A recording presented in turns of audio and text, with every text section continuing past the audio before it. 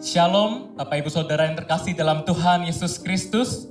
Allah dengan anugerahnya yang begitu besar hari ini mempersatukan kita bersama untuk memuji dan memuliakan namanya. Itu sebuah anugerah yang luar biasa yang dapat kita terima.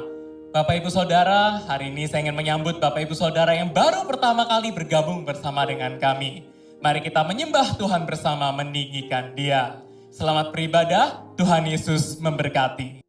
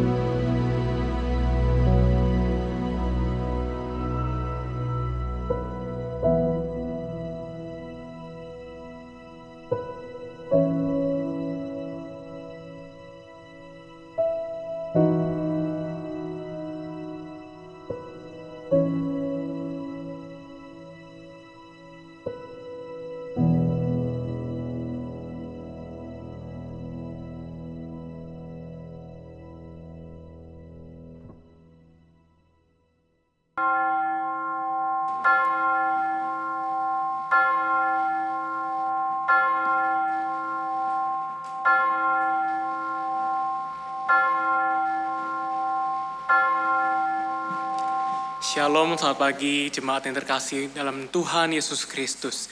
Hari ini Allah mengundang kita di pelatarannya yang maha kudus untuk menyembah dan meninggikannya. Mari saya mengundang kita bersama untuk bangkit berdiri. Ambillah waktu diam sejenak di hadapan Tuhan, di hadiratnya yang maha kudus.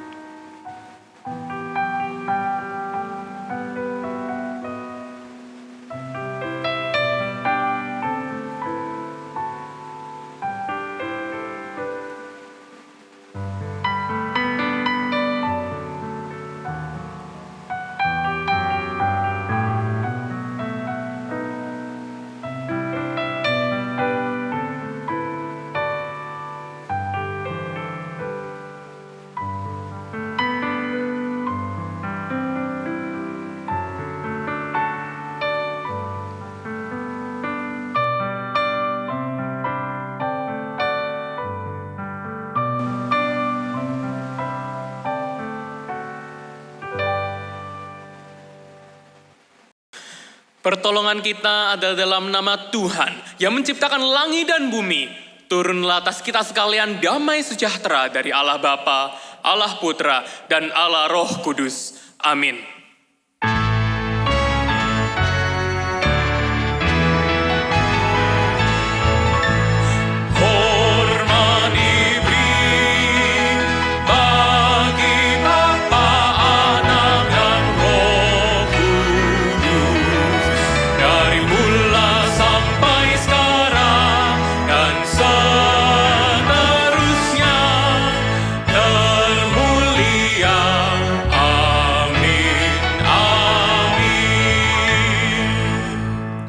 Besar dan ajaib segala pekerjaan-Mu ya Tuhan, Allah yang maha kuasa, adil dan benar segala jalan-Mu, ya Raja segala bangsa. Siapakah yang tidak takut ya Tuhan, dan yang tidak memuliakan nama-Mu, sebab Engkau saja yang kudus. Karena semua bangsa akan datang dan sujud menyembah Engkau, sebab telah nyata kebenaran segala penghakiman-Mu. Mari kita puji Allah kita. Kita puji Yesus sang anak domba Allah yang menyelamatkan kita. Dialah yang layak ditinggikan. Worthy is the Lamb.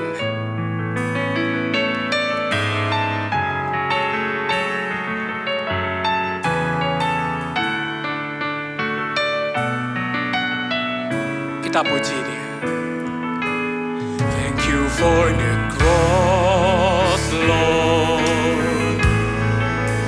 Thank you for the price you paid, bearing all my sin and shame.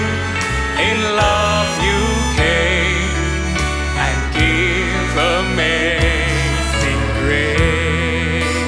Thank you for this love, Lord. Thank you for the nail-pierced hands. Wash me in your cleansing flow. Now all I know, your forgiveness and embrace. Worthy is the Lamb, seated on the throne. Crowned you now with many crowns. You reign victorious. I am lifted up. I am lifted up. Jesus, Son of God, the treasure of heaven, crucified. Worthy is the Lamb. Worthy is the Lamb. Worthy is the Lamb. Worthy is the Lamb. Thank you for the cross, Lord. Thank you for the price you paid, bearing all my sin and shame. In love you came and gave amazing grace. Thank you for this love, Lord. Thank you for the nail-pierced hand. Wash me in your cleansing flow. Now all I know, your forgiveness and embrace. Worthy is the Lamb. Worthy is the Lamb, seated on the throne. Crown you now with many crowns. You reign victorious. I am lifted up. I am lifted up. Jesus, Son of God, the treasure of heaven, crucified.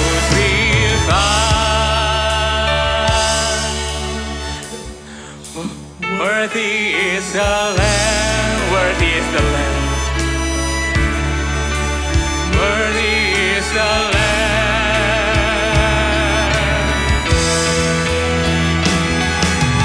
Worthy is the Lamb, seated on the throne. Crown you now with many crowns.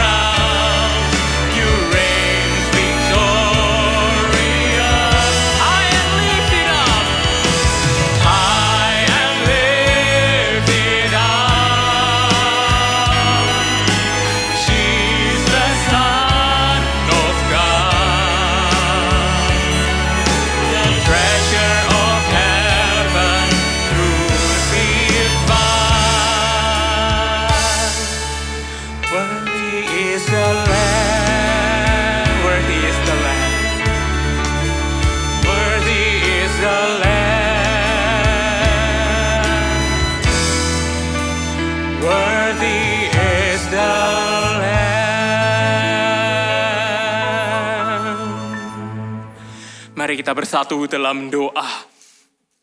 Bapa dalam surga, kami bersyukur atas kasih-Mu yang begitu melimpah dalam hidup kami. Memang kesulitan itu nyata sehari-hari dalam hidup kami.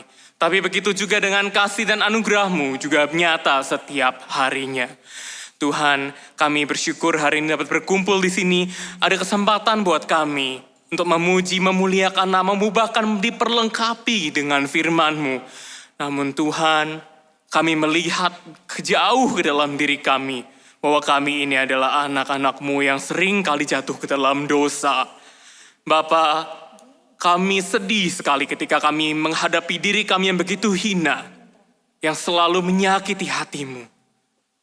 Namun Bapa, di tengah kesedihan itu, ada harapan yang Kau berikan kepada kami, yaitu penembusan dari Putra-Mu yang tunggal Yesus Kristus, yang telah menebus dosa kami, melayakkan kami untuk hari ini di hadapan-Mu, memuji dan memuliakan, meninggikan nama-Mu. Oh sungguh Tuhan, itu anugerah yang besar, yang sungguh amat kami syukuri.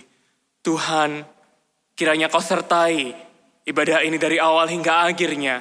Biarlah kami bertumbuh semakin serupa dengan Putra-Mu Yesus. Terima kasih Tuhan. Hanya dalam nama Tuhan Yesus kami berdoa dan mengucap syukur. Amin.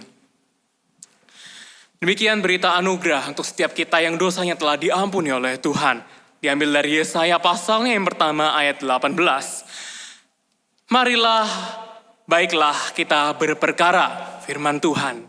Sekalipun dosamu merah seperti kirmisi, akan menjadi putih seperti salju. Sekalipun berwarna merah seperti kain kesumba, akan menjadi putih seperti bulu domba. Bapak, Ibu, Saudara, dipersilakan untuk kembali duduk. Tiada pernah sedetik pun Dia tinggalkan kita. Selalu setia menjaga kita semua. Siapakah yang dapat menandingi kasih-Nya yang demikian? Tidak ada, Bapak, Ibu, Saudara. Maka hanya Dialah Tuhan kita yang layak untuk kita sembah. Kita mazmurkan pujian kita nyanyikan mazmur. Kita puji Dia, Tuhan kita, through it all.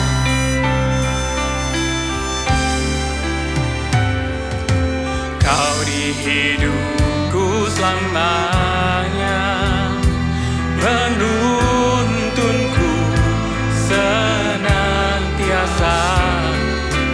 Tangan-Mu menjagaku, bawa dalam kebenaran-Mu, dan ku memandang-Mu, dan ku menantikan-Mu. Pujian terindah bagi-Mu Tuhan, sebab setia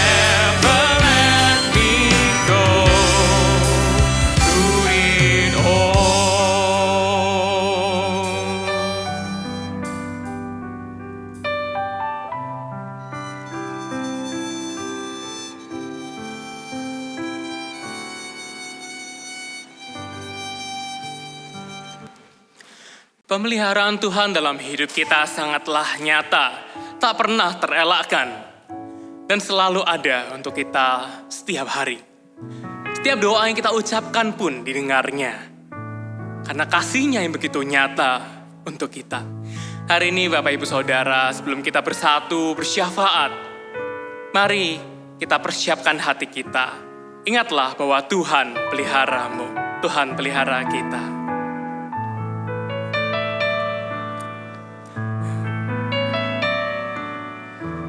Jangan takut kesusahan, Tuhan peliharamu. Aman di bawah sayap-Nya, Tuhan peliharamu, Tuhan peliharamu.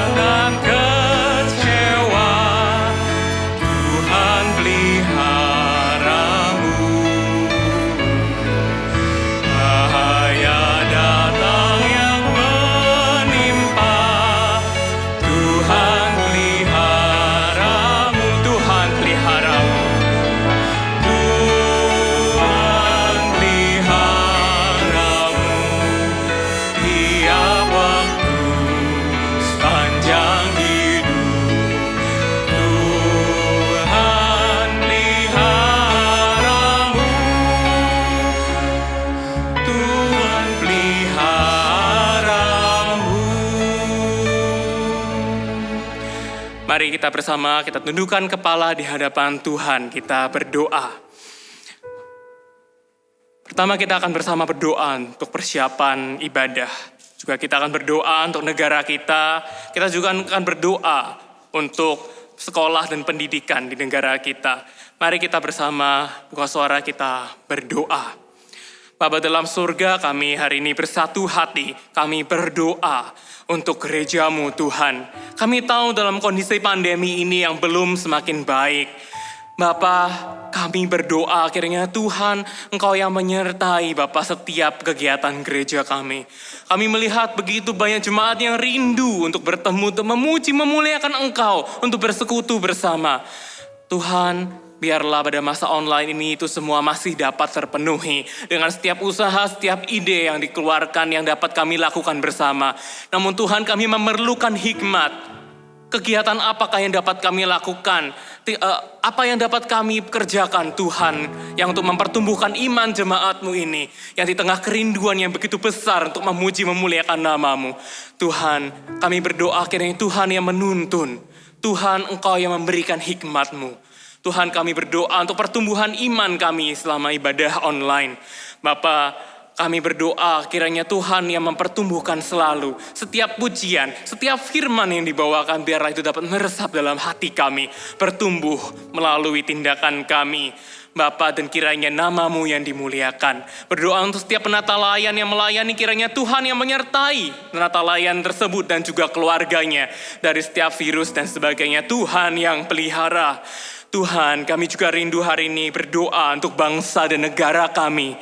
Kami bersyukur kami memiliki pemimpin negara yang begitu peduli, yang begitu bergerak cepat dalam setiap kondisi yang ada. Bapa, kiranya Kau terus limpahkan anugerah-Mu dan kasih-Mu, tuntunan-Mu selalu. Terima kasih Tuhan, kami percaya ini semua karena anugerah-Mu. Tuhan, kami juga ingat kami berdoa untuk sekolah. Bapak, karena kondisi pandemi ini kami masih belum bisa memulai sekolah onsite.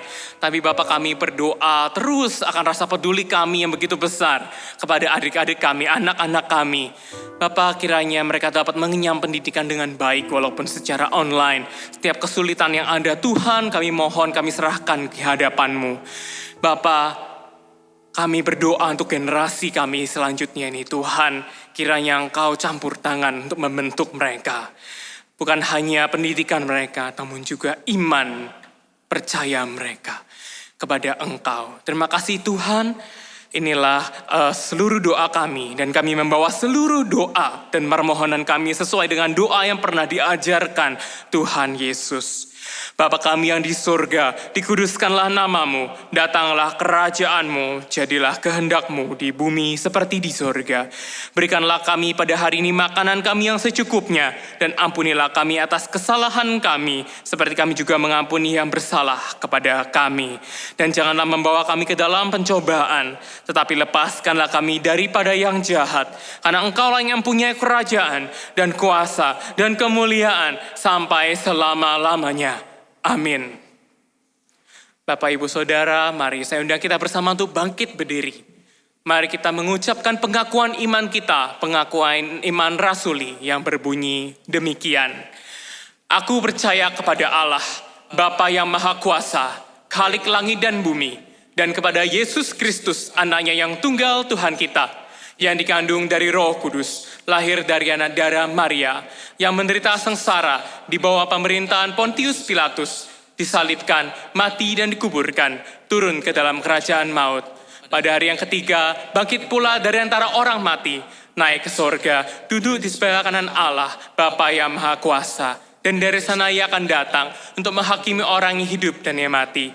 Aku percaya kepada Roh Kudus, gereja yang kudus dan persekutuan orang kudus, pengampunan dosa, kebangkitan tubuh, dan hidup yang kekal. Amin. Bapak, Ibu, Saudara, dipersilakan untuk kembali duduk. Sebentar firman Tuhan akan dibawakan bagi setiap kita oleh hamba-Nya. Mari saya undang kita untuk mempersiapkan hati kita. Biar Tuhan yang membuka jalan dalam hidup kita melalui firman-Nya yang agung. Mari kita persiapkan hati kita. Kita pujikan, God will make a way.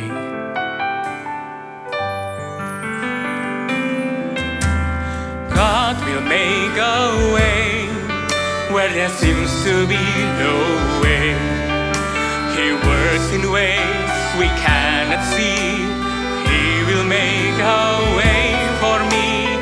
He will be my God. Hold me closely to His side.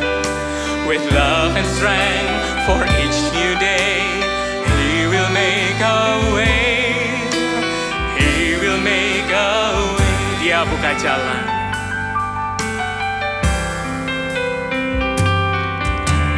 Dia buka jalan saat tiada jalan. Dengan cara yang ajaib dibukanya jalanku. Dia menuntunku dan memeluk diriku.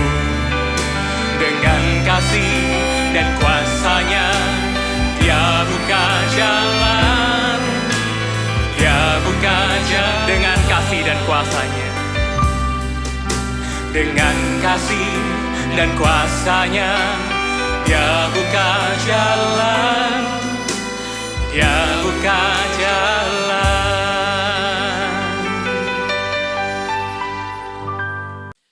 Bapak Ibu yang dikasihi di dalam Tuhan, kita akan merenungkan firman Tuhan, namun sebelumnya kita berdoa terlebih dahulu.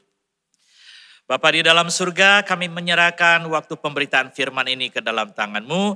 Roh Tuhan bekerja menyertai setiap kami, agar kami mengerti firman-Mu. Jauhkan segala gangguan, pimpinlah, tuntunlah kami. Dalam nama Tuhan Yesus Kristus kami berdoa. Amin.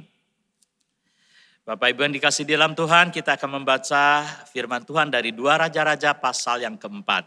2 Raja-Raja pasal 4, mulai 38 hingga 41. Elisa kembali ke Gilgal. Pada waktu itu ada kelaparan di negeri itu. Dan ketika pada suatu kali rombongan nabi duduk di depannya, berkatalah ia kepada bujangnya, taruhlah kuali yang paling besar di atas api dan masaklah suatu makanan bagi rombongan nabi itu. Lalu keluarlah seorang dari mereka ke ladang untuk mengumpulkan sayur-sayuran. Ia menemui pohon sulu-suluran liar dan memetik daripadanya labu liar.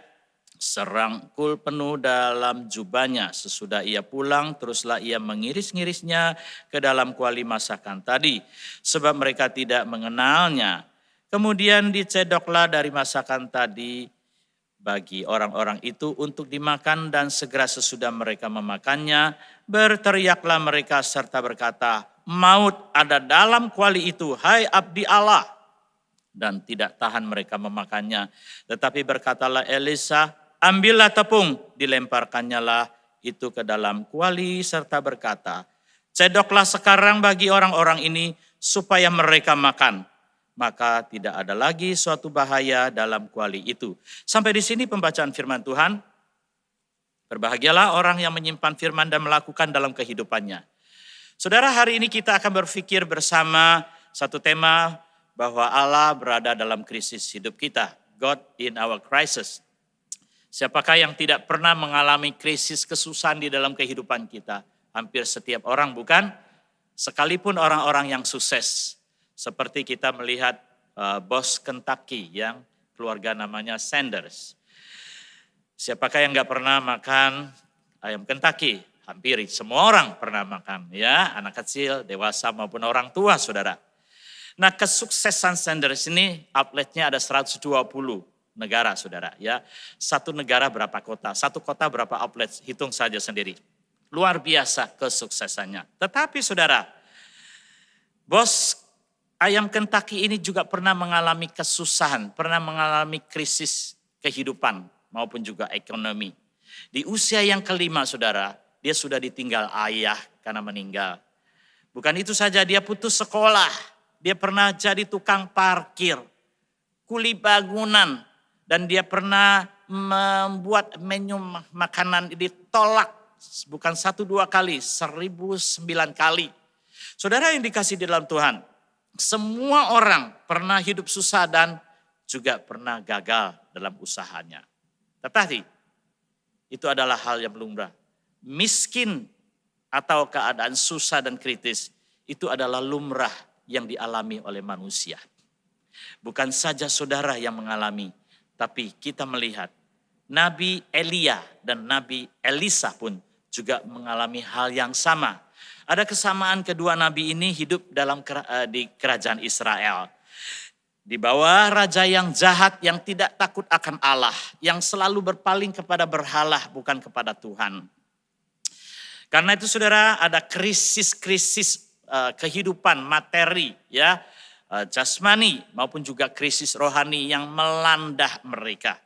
Tetapi Elia maupun Elisa ingin membuktikan di dalam keadaan krisis seperti itu pun juga Allah akan menyertai umatnya bila mereka berpaling dan percaya kepada Allah sepenuhnya. Dan kita akan belajar di sini bahwa kehadiran Allah dalam krisis hidup manusia. Saudara, krisis jasmani dan rohani dialami oleh umat Tuhan di bawah pimpinan pelayanan Elia maupun Elisa pada waktu itu. Kerajaan Israel yang sungguh-sungguh harus bertobat dan berpaling kepada Tuhan, saudara. Krisis bencana ini kita bisa lihat di ayat yang ke-38. Elisa kembali ke Gilgal pada waktu ada kelaparan di negeri itu, saudara. Bencana kelaparan bisa karena musim kering, ya. Bisa juga karena hukuman Tuhan pada mereka. Bisa kedua-duanya. Allah mengizinkan semua itu terjadi supaya mereka insaf, supaya mereka bertobat, supaya mereka berpaling kepada Allah yang hidup, bukan kepada berhala. Saudara, inilah yang penting kita pelajari di dalam keadaan apapun juga dalam kehidupan kita pada saat ini. Janganlah kita meneropongi atau mencari hal-hal yang alternatif menggantikan posisi Allah yang hidup. Di sinilah Elisa mengajar kita bahwa Elisa tetap pergi ke Gilgal walaupun dia tahu di situ ada kelaparan. Saudara, Gilgal ini tempatnya apa, saudara? Tempat perkemahan bangsa Israel ketika zaman Yosua, mereka mau menaklukkan Kanaan. Mereka pernah berkemah di situ, singgah di situ, dan mengadakan perjanjian dengan Allah. Dan sunat adalah tandanya bahwa mereka pernah melakukan perjanjian dengan Allah, berkemah di situ. Itu tandanya bahwa Allah pernah hadir di sana. Allah bersama dengan mereka, saudara. Dan disinilah kita melihat hal yang sangat menarik buat kita adalah kehadiran Allah di dalam krisis itu. Elisa ingin membuktikannya. Bahwa Elisa tahu tempat itu ada kelaparan, tetapi dia tidak melarikan diri dari tempat itu. Beda ya dengan kisah Naomi. Bapak Ibu masih ingat kisah Naomi di kitab Rut ketika di Bethlehem, ya, desa kecil di Yudea itu ada kelaparan. Maka Naomi bersama suami dan anak-anaknya mereka pergi ke negeri Moab. Negeri Moab ini adalah negeri asing atau negeri kafir begitu ya. Kasarnya minta bantuan Allah, ilah orang lain atau negeri orang lain. Melupakan Allah dan tidak percaya bahwa Allah ada di dalam krisis mereka di Bethlehem, saudara. Ini adalah kesalahan terjadi. Mungkin itulah yang menjadi kesusahan hati Naomi ketika suami dan anak-anaknya dipanggil Tuhan pada waktu itu. Saudara yang dikasihi di dalam Tuhan, kita akan melihat bagaimana Elisa dia begitu percaya bahwa Allah akan menyertai dia. Karena itu dia tidak melarikan diri dari Gilgal. Dia tetap pergi ke Gilgal untuk membuktikan dan memulihkan keadaan iman dan rohani orang-orang pada waktu itu yang sudah berpaling kepada berhala. Krisis kelaparan itu bisa mendorong orang untuk mencari ilah dewa atau patung berhala yang lain. Karena mereka menantikan Allah Yahweh kok tidak kunjung datang, tidak menolong. Saudara, itulah Allah membiarkan. Allah mengizinkan, menguji kesetiaan iman mereka. Ternyata mereka tidak demikian, saudara. Kadang kita melihat ketika ada orang di dalam kesusahan, mereka tidak stick to the point. Mereka tidak tetap berpaling pada Allah, mencari hal-hal yang alternatif. Kadang-kadang sudah tidak masuk akal. Saudara ingat cerita di India ketika COVID varian Delta yang sangat luar biasa menyerang di negara itu, saudara. Ada begitu banyak korban luar biasa. Tentu saja di dalam kepercayaan mereka ada dewa, ya, ada ilah dan penyembahan-penyembahan seolah-olah sudah tidak kunjung datang menolong mereka. Ada banyak korban. Seperti itu, saudara. Sehingga ada orang yang mencari kesembuhan alternatif dengan mandi kotoran kerbau begitu ya. Bukan satu dua orang, saudara, rombongan demi rombongan sampai pemerintah harus menurunkan perintah melarang mereka untuk mandi kotoran kerbau yang tidak masuk akal itu, saudara. Demikian juga, saudara, ketika kita melihat bangsa Israel mengalami krisis jasmani, ya, krisis rohani, mereka sudah tidak berpaling kepada Tuhan. Mereka mencari ilah Allah lain. Ya. Nah, kalau saudara perhatikan 2 Raja pasal 1 ayat 3, di situ dikatakan demikian. Apakah tidak ada Allah di Israel sehingga kamu ini pergi untuk meminta petunjuk kepada Baal Zebub, Allah di Ekron. Nah, saudara, Tuhan mengutus Elia pada waktu itu menegur mereka dan mengatakan apakah tidak ada Allah di Israel. Ini adalah satu penghinaan yang luar biasa yang mengatakan atau menyatakan bahwa Allah sudah tidak ada. Mari kita cari Baal, Allah di Ekron. Ini adalah nabi-nabi palsu di sana. Mereka mencari patung berhala, dewa kesuburan. Tapi Allah membuat tanah itu tetap kering. Supaya mereka tahu bahwa dewa kesuburan pun tidak bisa mengubah keadaan. Kalau bukan Allah yang mengubahnya. Saudara, kita melihat tindakan iman dari Elisa. Ingin membuktikan bahwa Allah hadir dalam krisis mereka. Lalu Elisa perintahkan bujangnya masak untuk rombongan besar. Dengan kuali yang besar. Saudara, kalau masak kuali yang besar itu tandanya apa, saudara? Tandanya kayak pesta, meriah, saudara. Bagaimana mungkin ya? Ini dalam keadaan krisis, dalam keadaan susah, dalam keadaan kelaparan. Bagaimana? Apakah ada makanan? Apakah ada yang bisa dimakan? Masaknya sebegitu banyak. Tapi Elisa ingin membuktikan bahwa Allah ada dalam krisis mereka. Karena mereka sudah tidak menghiraukan. Karena iman mereka dan kerohanian mereka sudah begitu bobrok. Sudah tidak dekat dengan Allah dan tidak percaya akan perbuatan tangan Allah. Nah, saudara, ketika seorang pelayan mengambil sayur-sayuran atau suluh-suluran liar yang tidak dikenal, di sini dikatakan ya, di ayat ke-39, tidak dikenal. Artinya sayur yang biasa dimakan yang bisa dikenal sudah tidak ada. Memang sudah tidak ada, ya, apa saja yang ada. Nah, saudara, ini adalah sayuran yang sebetulnya tidak mungkin bisa dikonsumsi. Tapi karena disuruh masak, ya ambil saja. Ya, dia turut saja, saudara. Lalu setelah dimasak, kemudian dihidangkan. Di ayat yang ke-40 dikatakan apa, saudara? Segera sesudah mereka memakannya, berteriaklah mereka serta berkata, maut ada dalam kuali itu. Hai abdi Allah, apakah engkau mau meracuni kami? Sepertinya engkau begitu murah hati, memasak dengan kuali yang besar, menjamu kami. Tapi ternyata masakan di kuali itu ada racun yang membahayakan. Saudara, bayangkan, ini adalah satu tantangan yang luar biasa. Bagaimanakah abdi Allah Elisa itu, kalau dia juga krisis rohani, krisis iman, dan dia tidak percaya Allah hadir pada waktu itu, maka matilah semua orang di situ, saudara. Apakah ada way out? Apakah ada jalan keluar? Mungkin saudara ingat sebuah nyanyian berkata, God will make a way where there seem to be no way. Dia buka jalan saat tiada jalan.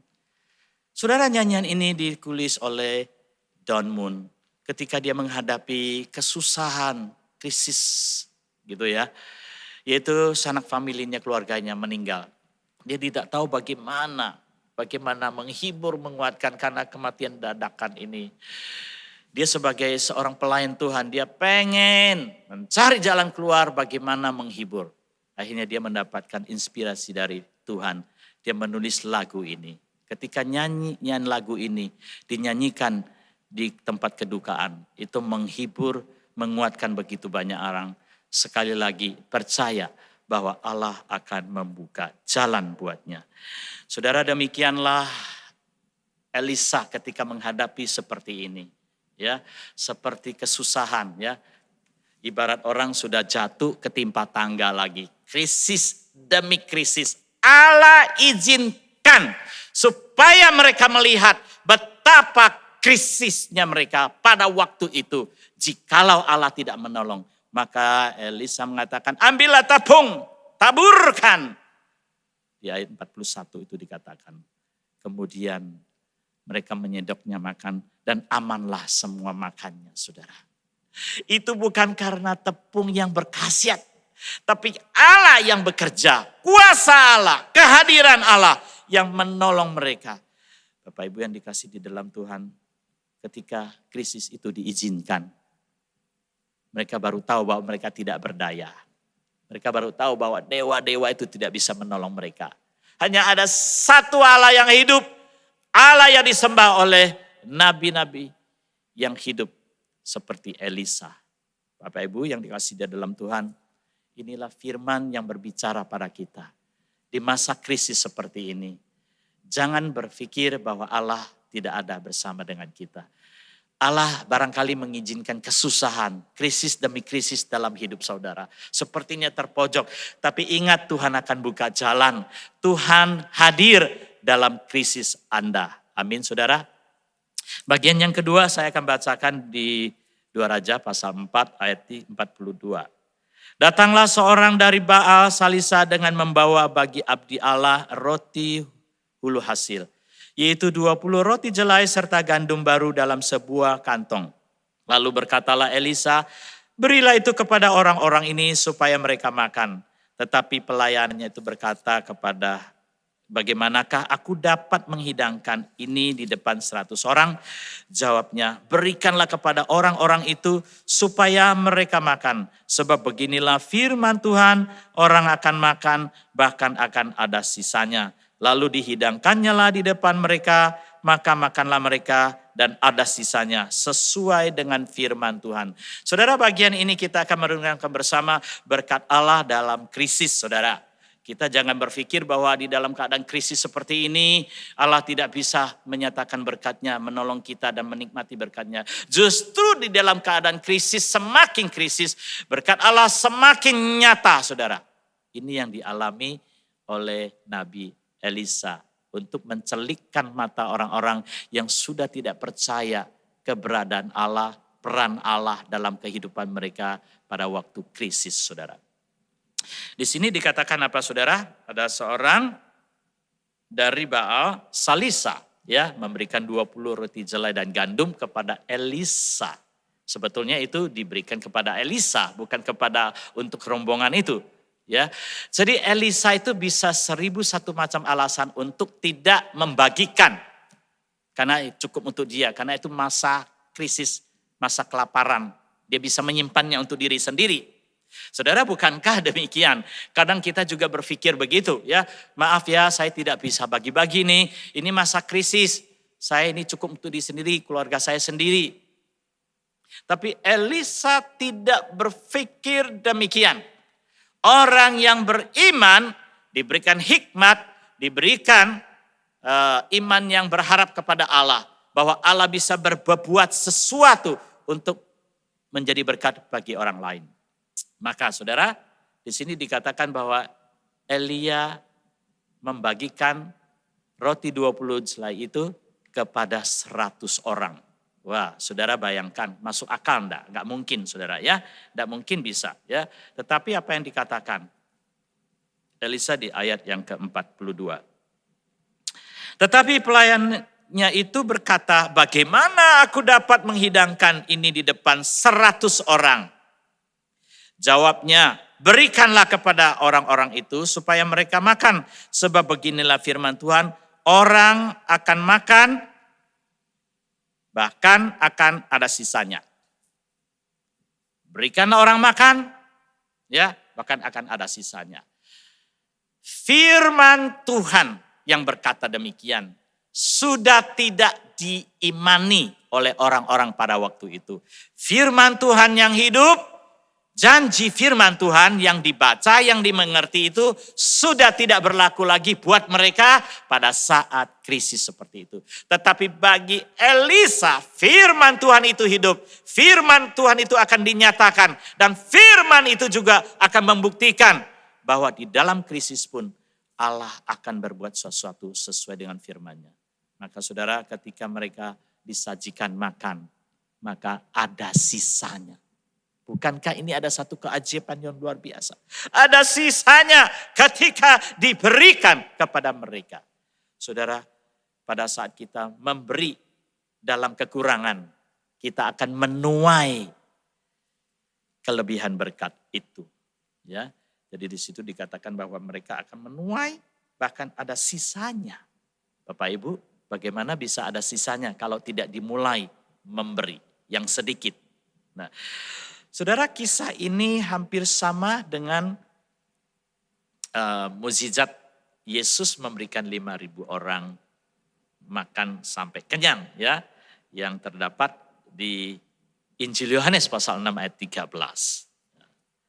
Di situ dikatakan, maka mereka pun mengumpulkannya dan mengisi 12 bakul penuh dengan potongan-potongan dari kelima roti jelai yang lebih setelah makan. Saudara, bagaimana bisa sisa 12 bakul kalau tidak dimulai 5 roti 2 ikan? Bagaimana orang bisa makan kenyang dan ada sisanya kalau saudara tidak rela membagikan yang sedikit ini, 5 roti 2 ikan, kepada orang banyak itu. Saudara tidak akan melihat ada berkat di dalam krisis itu dan ada kelebihan berkat di dalam krisis itu. Bapak Ibu yang dikasih di dalam Tuhan, seringkali kita minta excuse sama Tuhan. Ya, karena kita berpikir, Tuhan, saya di dalam keadaan kekurangan, dalam krisis, dalam pandemi seperti ini, Tuhan pasti mengerti saya. Kalau saya tidak bisa memberikan persembahan, kalau saya tidak bisa menolong sesama, kalau saya tidak bisa membantu itu, membantu ini. Karena dalam keadaan krisis saya tidak bisa, Tuhan mengerti itu. Kita selalu minta excuse. Coba saudara perhatikan pengumuman ini, apa yang menjadi respon saudara? Persembahan perpuluhan diakonia dan misi Bagi jemaat yang memiliki kerinduan untuk memberikan persembahan perpuluhan, diakonia atau misi, dapat menyalurkannya melalui transfer ke rekening gereja masing-masing. Mohon cantumkan perpuluhan, diakonia, dan misi. Apa reaksi saudara ketika baca ini? Mungkin ada sebagian sangat memperhatikan dan melakukannya. Tapi saya tidak tahu sebagian yang lain. Jangan-jangan sampai sekarang mereka skip terus untuk tidak memberikan persembahan. Ya, karena alasannya, karena excuse diri, karena Tuhan mengerti saya lah dalam keadaan krisis. Saudara, selama kita tidak akan mengalami berkat Tuhan dalam krisis. Kalau kita tidak percaya ada berkat di dalam krisis, kita selamanya akan mengalami krisis dan krisis lagi. Tapi marilah kita belajar apa yang diajarkan firman Tuhan melalui tindakan iman Elisa. Bahwa Allah ada di dalam krisis kita. Dan Allah akan menyatakan berkatnya di dalam krisis itu. Tuhan menyertai, Tuhan memberkati. Pada hari ini kita akan menerima perjamuan bersama.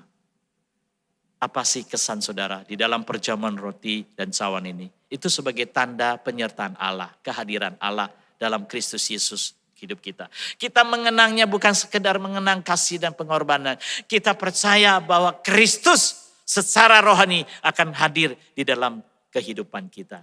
Karena itu saudara, krisis apapun juga, keadaan susah apapun juga, sakit penyakit apapun juga, kita tetap percaya bahwa Tuhan kita akan menyertai kita.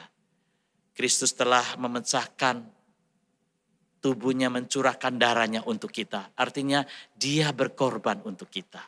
Supaya kita hidup lebih enak lagi. Mengalami kelimpahan di dalam dirinya. Tetapi kalau tidak dimulai dengan pengorbanan, bagaimana kita bisa mengalami kelimpahan? Ada sebuah nyanyian yang berkata, maukah kau jadi roti yang terpecah bagiku? Maka kau jadi anggur yang tercurah bagiku. Maka kau jadi saksi memberitakan Injilnya. Melayani, mengasihi lebih sungguh. Saudara, di dalam keadaan apapun juga kita belajar. Biarlah Tuhan menolong kita. Belajar memecah-mecahkan seperti Tuhan memecah-mecahkan tubuhnya. Artinya kita belajar berkorban dalam keadaan apapun juga. Tetapi di dalam pengorbanan itu membawa arti menjadi berkat begitu banyak orang. Karena Allah yang turut bekerja di dalam kehidupan kita. Firman ini menjadi bagian kita, memberkati kita semua. Amin, mari kita berdoa. Ya Tuhan, kami mengucap syukur untuk firman yang sudah Engkau ajarkan kepada kami. Bahwa Engkau adalah Allah yang hidup. Allah yang akan menyertai kami di dalam krisis, di dalam kesusahan apapun juga. Kami menyadari kadang Allah tidak menjawab dan Allah membiarkan krisis demi krisis. Tapi Allah ingin kami mengalami berkat demi berkat melalui krisis yang kami alami. Tuhan berkati juga perjamuan sebentar lagi yang akan kami terima bersama. Kiranya kami boleh dihidupkan kembali iman dan rohani kami dalam keadaan yang tidak memungkinkan ini. Di masa-masa pandemi ini, biarlah kami percaya penyertaan, pertolongan Allah nyata dalam kehidupan kami. Demi nama Tuhan Yesus Kristus kami berdoa. Amin. Bapak Ibu yang dikasihi di dalam Tuhan, sebelum kita memulai perjamuan roti dan cawan, kami akan membacakan satu bagian firman Tuhan yang diambil dari 1 Korintus pasal 11 ayat 26. Sebab setiap kali kamu makan roti ini dan minum cawan ini, kamu memberitakan kematian Tuhan sampai Ia datang. Jadi barang siapa dengan cara yang tidak layak makan roti atau minum cawan Tuhan, Ia berdosa terhadap tubuh dan darah Tuhan. Karena itu hendaklah tiap-tiap orang menguji dirinya sendiri, dan baru sesudah itu ia akan makan roti dan minum dari cawan itu. Saudara, perjamuan roti dan cawan disediakan bagi anak-anak Tuhan yang sudah menerima baptisan dewasa maupun sidi. Setelah kita menguji diri kita di hadapan Tuhan, kiranya Tuhan melayakkan kita untuk menerima perjamuan ini. Mari kita berdoa sebelumnya. Kepadamu ya Tuhan, kami bersyukur sekali lagi diberikan kesempatan untuk menerima perjamuan roti dan cawan sebagai tanda pengorbanan dan kasih Tuhan kepada kami. Kiranya melalui perjamuan ini kami disadarkan, kami diingatkan supaya kami tetap setia mencintai Tuhan seperti Tuhan mencintai kami. Berkati perjamuan ini, sucikan hati pikiran kami, layakkan setiap anak-anak-Mu yang siap menerima roti dan cawan ini. Di dalam nama Tuhan Yesus Kristus kami berdoa. Amin. Bapak Ibu yang dikasihi di dalam Tuhan, hendaknya kita menyiapkan hati sebelum menerima roti dan cawan. Kita menyanyikan sebuah nyanyian, pandanglah pada Yesus, karena Dialah penebus kita.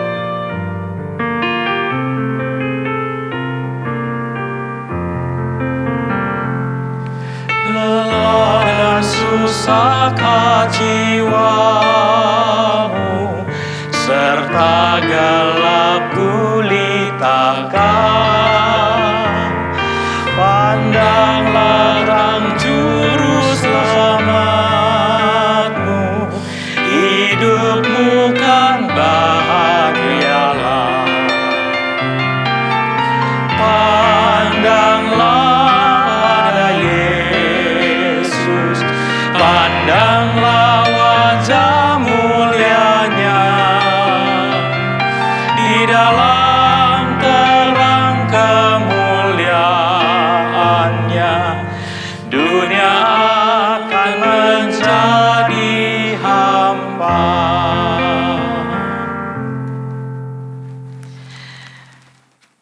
Saudara yang dikasihi di dalam Tuhan, marilah kita berdiri bersama-sama. Kita menyiapkan roti dan cawan di tangan kita.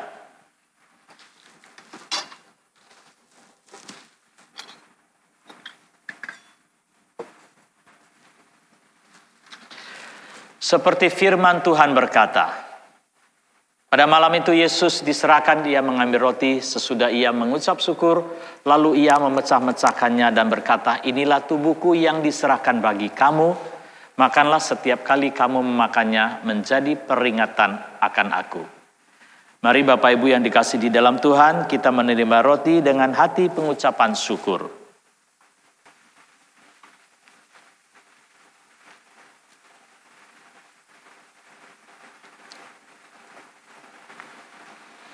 Sesudah itu Yesus mengambil cawan dan berkata, inilah cawan perjanjian baru yang dimeteraikan oleh darahku.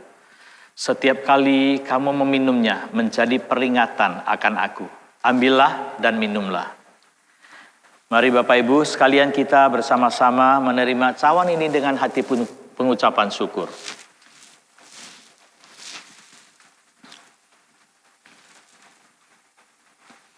Mari kita bersatu di dalam doa. Kepadamu ya Tuhan kami mengucap syukur untuk perjamuan pada pagi hari ini. Kiranya setelah perjamuan ini, rohani kami semakin berkobar-kobar, cinta kami, semangat kami melayani Tuhan juga semakin berkobar-kobar. Biarlah Engkau menuntun memimpin kehidupan kami, agar hidup ini sungguh berarti bagi Tuhan, bersaksi dan memuliakan nama-Mu. Berdoa untuk jemaat-jemaat kami yang di dalam kesusahan, Tuhan menguatkan, menghibur. Yang serba kekurangan Tuhan cukupkan. Yang sakit Tuhan pulihkan, yang susah hati Tuhan tuntun, Tuhan pimpin. Inilah doa kami Tuhan, kami percaya Engkau adalah Tuhan yang maha pemurah, yang selalu menyertai jemaat-Mu. Inilah doa kami yang kami syukurkan, hanya di dalam nama Tuhan Yesus Kristus kami berdoa. Amin. Bapak Ibu silakan duduk kembali. Demikianlah perjamuan kudus pada hari ini. Terima kasih. Tuhan sudah menyertai, Tuhan memberkati.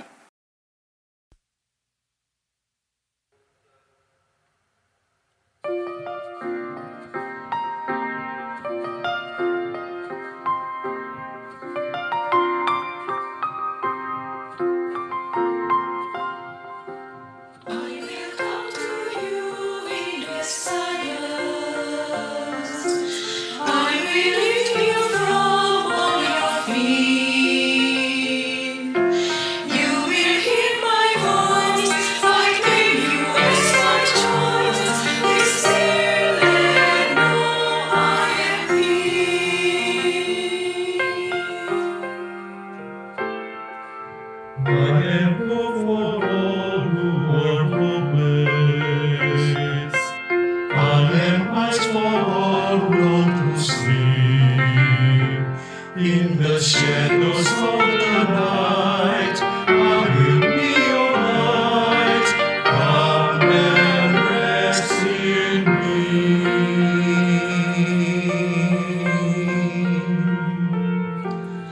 Do not be afraid, I am with you. I have called you each time. Come and follow me. I will bring you home. I love you and you are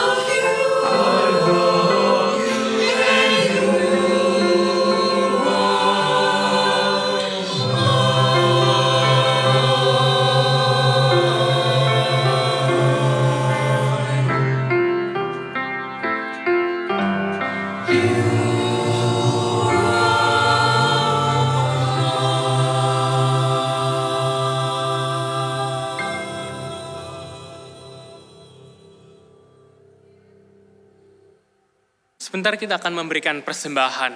Bapak Ibu Saudara, persembahkanlah hatimu kepada Tuhan, kita yang maha ajaib. Bapak Ibu Saudara dapat memberikan persembahan dengan cara scan QRIS atau transfer ke rekening gereja masing-masing.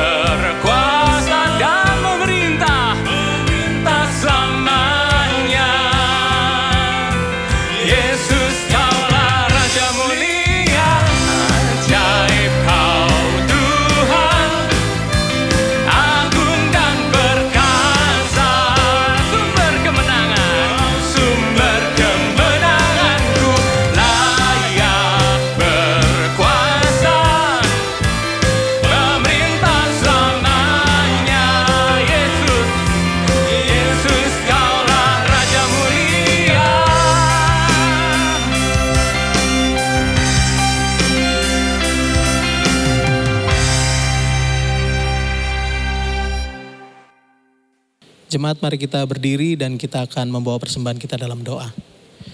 Tuhan, kami sungguh bersyukur karena Engkau sudah bersabda lewat firman-Mu bahwa Engkau tidak akan meninggalkan kami. Tuhan, adalah kami yang sering meninggalkan-Mu.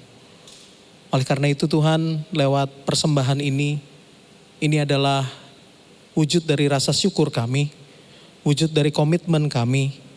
Dan Tuhan, kiranya Engkau menolong menyempurnakan harta duniawi yang sudah kami persembahkan ini.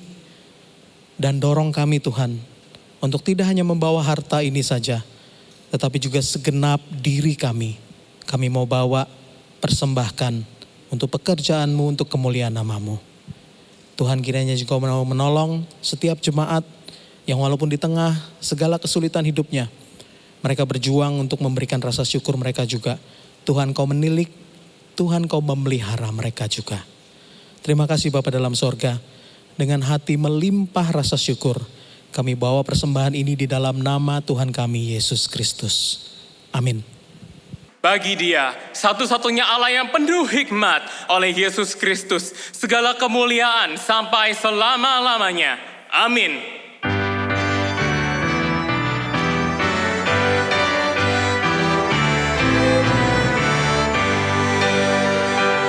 Puji Allah Bapa Putra, puji Allah Roh Kudus, ketiganya yang esa. Mohon selamat sumber berkah.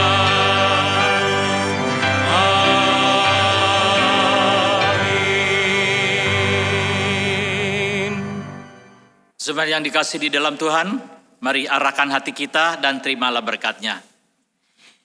Kiranya kasih Allah Bapa yang sempurna, anugerah Tuhan Yesus Kristus yang berlimpah-limpah, pertolongan, penghiburan, kekuatan dari Allah Roh Kudus akan senantiasa menyertai saudara-saudara sekalian mulai hari ini sampai Yesus datang kembali. Amin.